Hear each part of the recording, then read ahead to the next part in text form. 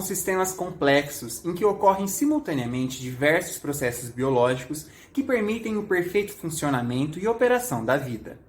Dentre eles, a produção de proteínas garante a regulação de inúmeras funções, expressão de genes, características estruturais, patológicas e uma infinidade de outras aplicações. Deste modo, com o avanço da ciência, tornou-se possível a replicação dessas proteínas em laboratórios, a fim de aplicá-las em pesquisas científicas e ajudar a desvendar os mistérios da biologia. São as chamadas proteínas recombinantes, que recebem este nome por serem produzidas através do uso de técnicas de recombinação do material genético in vitro. Então, como são produzidas as proteínas recombinantes? Elas são produzidas por meio da clonagem do cDNA, ou seja, aquele que é complementar ao RNA mensageiro de interesse.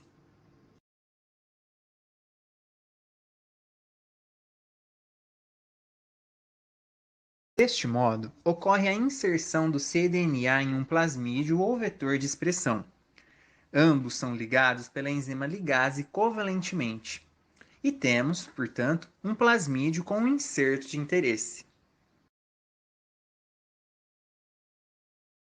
Costuma-se realizar a expressão das proteínas em bactérias, contendo o plasmídio consequência do cDNA, pois deste modo obteremos grandes quantidades de plasmídios, devido à rápida multiplicação dessas bactérias, cuja produção e meio são facilitados quando comparados a culturas de células de mamíferos. No entanto, as proteínas recombinantes também podem ser produzidas em outros sistemas, como os fungos, plantas e células de mamífero em cultura. A diferença é que o cDNA deve estar inserido em um vetor adequado para o sistema empregado.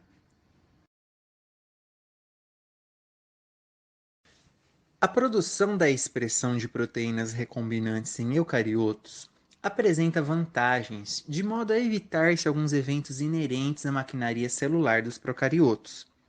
Deste modo, a formação de pontes de sulfeto, glicosilações, proteólise e outras modificações, como a fosforilação, podem ser interessantes a depender do que se deseja produzir.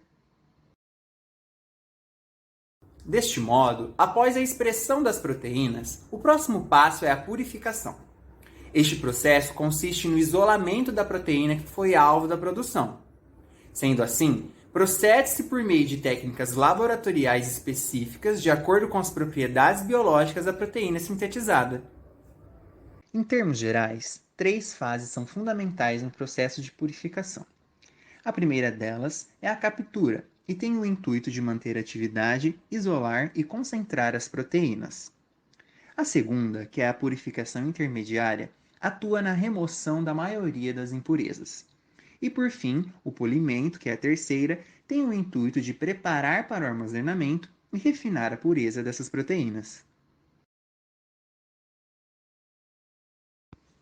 Azevedo e colaboradores, em 2016, descreveram o processo de purificação da RH-MMP2 utilizado em seu estudo, com destaque ao uso da coluna de gelatina cefarose e executados com o sistema de cromatografia Acta Prime Plus. Segundo os autores, o método de expressão e purificação permitiu a produção de lotes da enzima com alta atividade gelatinolítica. Esta verificação pode ser constatada pela realização de testes que avaliem os parâmetros enzimáticos, como, por exemplo, a determinação da concentração enzimática, pois influencia na velocidade da reação no meio. O SDS-PAGE, que possibilita a identificação das proteínas de acordo com o seu peso molecular em kilodaltons.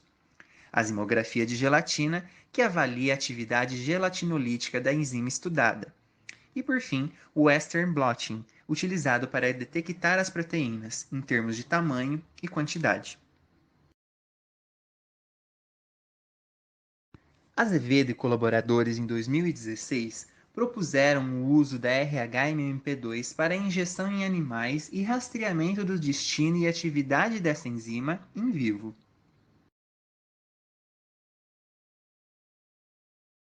Apesar de Azevedo e seus colaboradores utilizarem MMP2, existe uma infinidade de aplicações para as proteínas recombinantes. Podemos observar ainda que elas são representadas com as letras RH antes de seu nome, pois referem-se a R de recombinante e H de humana, ou seja, recombinante humana.